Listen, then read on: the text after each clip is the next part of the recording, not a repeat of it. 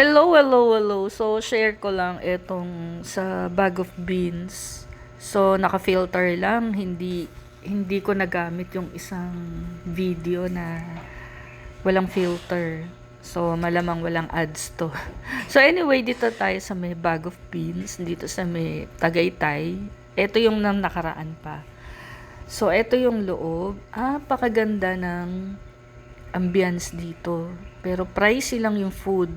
Actually, kaya ko naman bumayad ng kakainin dito eh. Pero not worth it kung ganong hindi naman ako mabubusog dahil pag order ka ng order dito, lalo kang mapapamahal. Hindi rin naman ako mahilig sa masasarap na pagkain eh. Usually, ang pinupuntahan ko is ambience, yung place.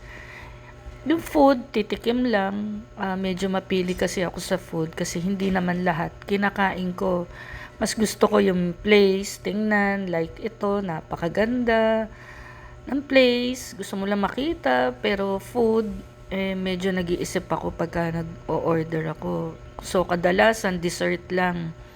Hindi ko kailangan ibandera na mahal yung food, ganito.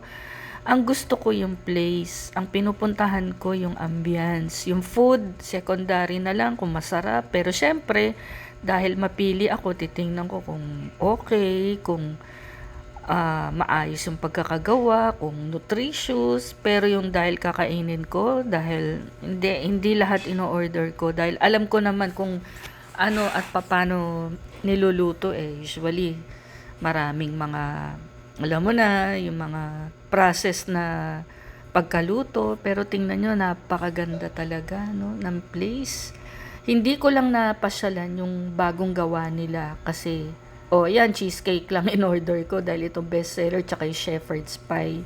Hindi ko lang napuntahan yung bagong place nila kasi nalampasan na namin. So anyway, ito lang bag of beans. Bye!